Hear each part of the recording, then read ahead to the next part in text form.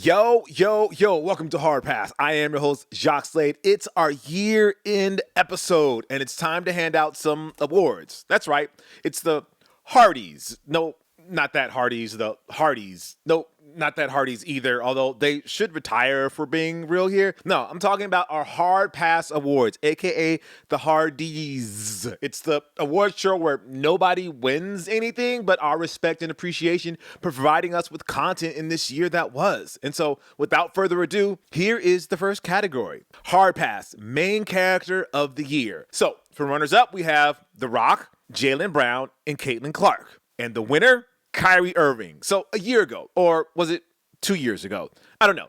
What is even time anymore? We expressed our exhaustion over the nonstop coverage in the media over Kanye West and Kyrie Irving. Both were exiting their respective brands under unique circumstances, and while a lot of the criticism they received for why their partnership was ending was justified, there was also a lot of piling on that wasn't worth it anymore to keep talking about it on the show on a weekly basis. So we gave up and stopped following and talking about every instance of Kai or Ye making headlines. Since then, however, we've just continued to ignore Kanye unless it involves sneakers or whatever footwear he's trying to sell. We've gone so far as to cover every bit of Kai's partnership with Anta with great interest. You might have noticed we were even along for the ride at the launch of Kai's brand in China. So what changed? Well, Kai has grown. He went to a different team, exceeded everyone's expectations, balled out, kept the thought-provoking or inflammatory IG stories to a minimum, and began a monumental partnership with a major brand that could set him up to be a real sneaker tastemaker in the sneaker space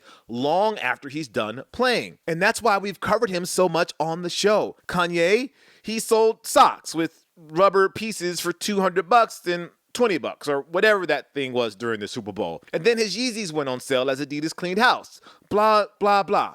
Anyway, congrats to Kyrie.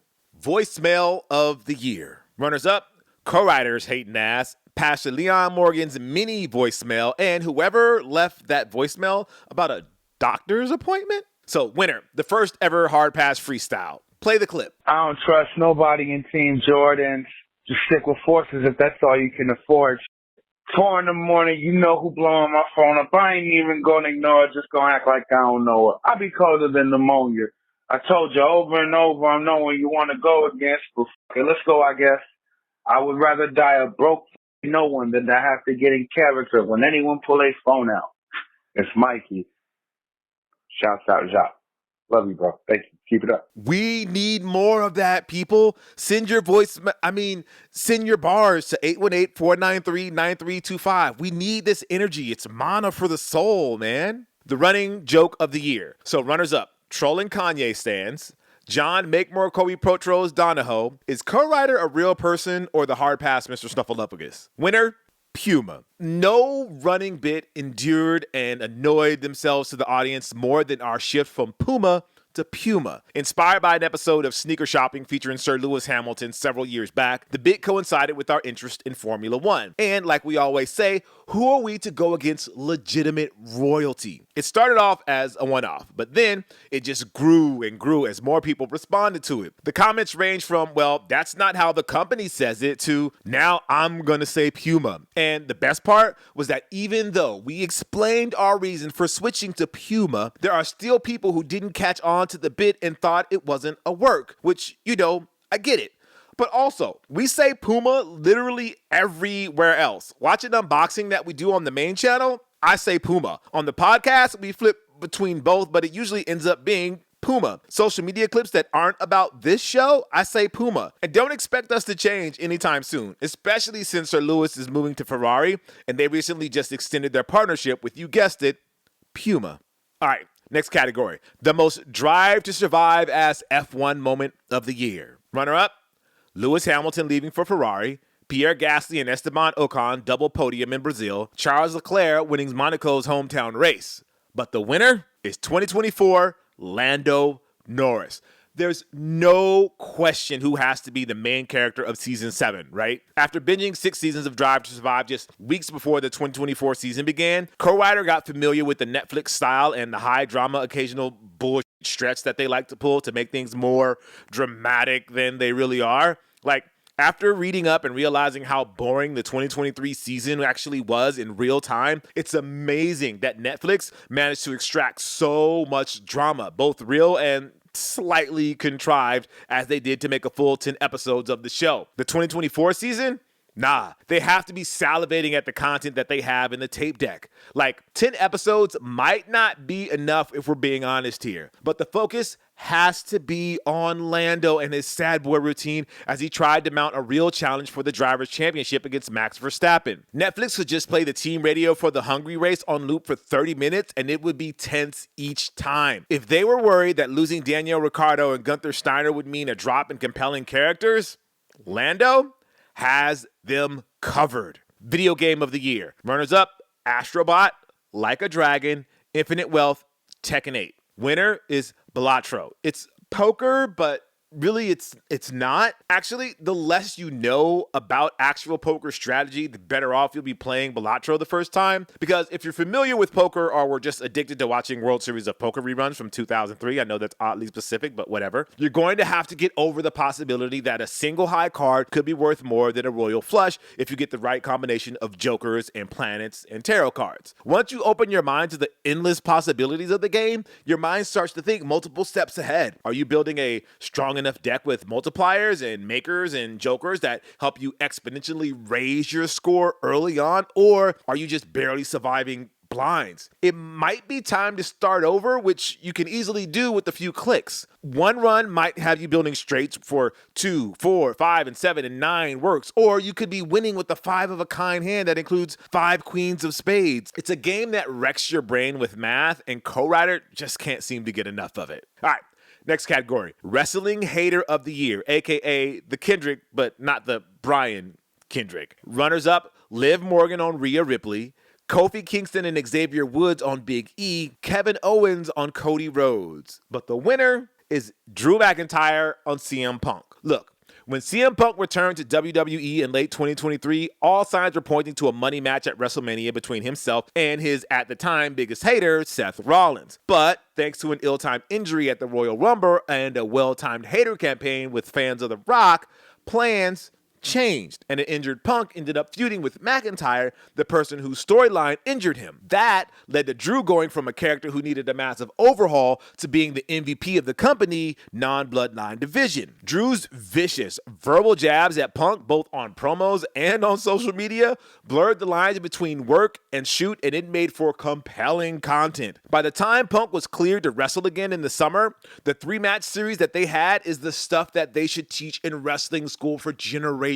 to come. It didn't need a belt to stay relevant, but it eventually became a feud about a friendship bracelet. The fact that the bracelet became so important to the story is a testament to Punk's commitment to the bit, but mostly because McIntyre was working on a different level of hateration. Congrats, Drew. Hate, hate, hate, hate, hate, hate. Best retro that didn't sell out right away. Runners up, Air Jordan 11 Legend Blue, Nike KD4 Nerf, Nike Kobe 8 Team Bank. And the winner, the Air Jordan 3 Black Cement. If you had told me in 2014 that in a decade that you could go to the mall during the holidays and see the Legend Blue 11s, KD4 Nerfs, and the Black Cement 3s on a shelf for retail price, I would not believe you. But here we are. At the mall, Legend Blue 11s, KD4 Nerfs, and Black Cements can be had for retail. Of course, 11s and 3s will eventually sell out, but save for the sticker shock of seeing classic J's go for over $200, this is the future we wanted. We wanted our retros to be readily available, and now we're complaining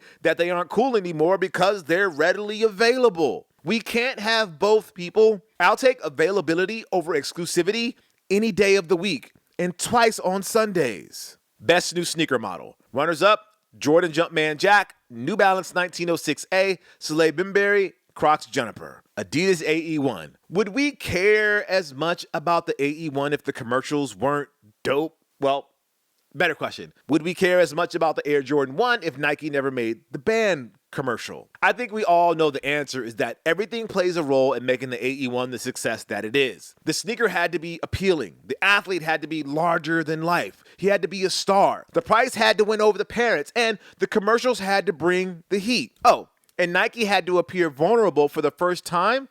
in a long time. Adidas just so happened to check off each box rather convincingly that we forgot the response to the early leaks of these was, meh.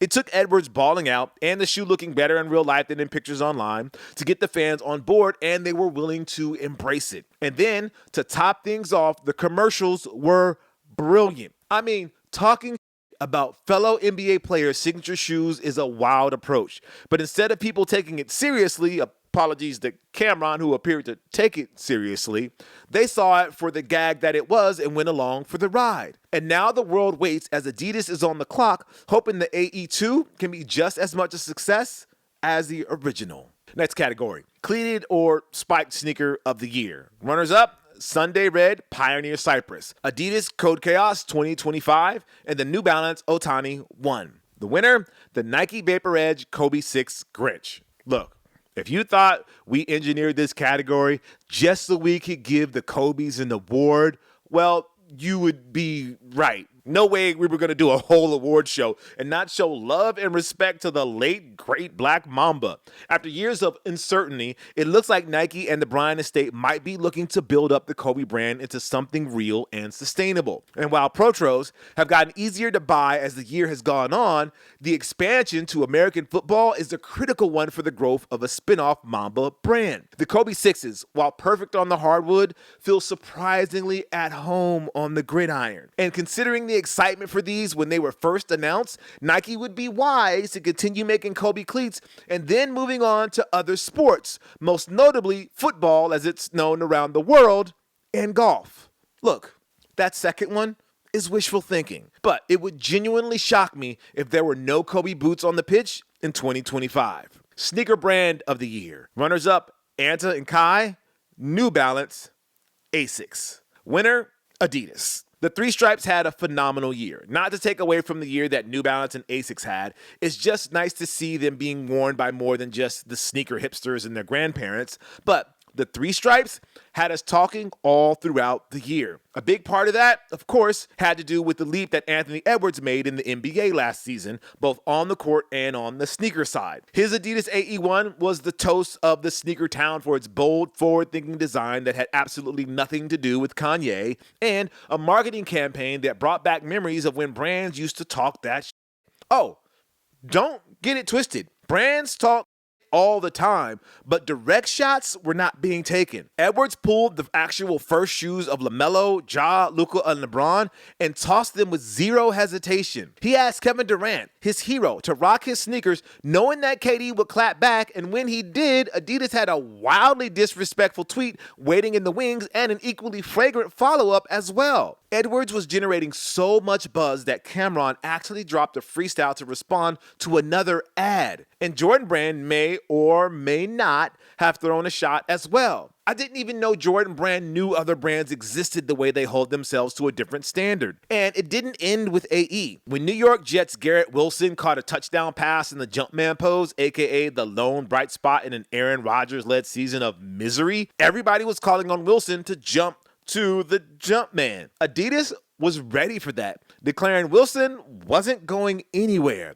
Just a great year for Adidas. Oh, and the sneakers were on point too. Let's see, there's the AE1, the late debut of the Harden Volume 9, the unloading of every Yeezy they got, the Gazelles, the Tour 360 golf shoes, the Bad Bunny collab, the return of the KB81 and the Kobe 1, the Fear God 2, and even more Sambas. They cooked. All right, next category. Hard pass sneaker of the year. Runners up, Jordan Jumpman Jack Sale, Nike Dunk High Wu-Tang, Anta Kai 1 Artist on Court, Adidas AE1 All-Star, Nike Vapor Edge, Kobe 6 Grinch, Senna Asics Gel Cayano 14, Nigel Sylvester Air Jordan 4 RM, Kith Marvel Villains, an Asics pack, the Nike Air DT Max 96 OG, J-Tips had the Saucony Polo Grid 9. Oh, there was also the Air Jordan 3 Black Cement, the Nike Air Foamposite 1 DMV, the Teenage Mutant Ninja Turtles Adidas Superstar, the A Ma Maniere Air Jordan 3 While You Were Sleeping, sleeping. Oh, Salehi Bemberry and the Crocs, Pollux, Juniper, Tahini,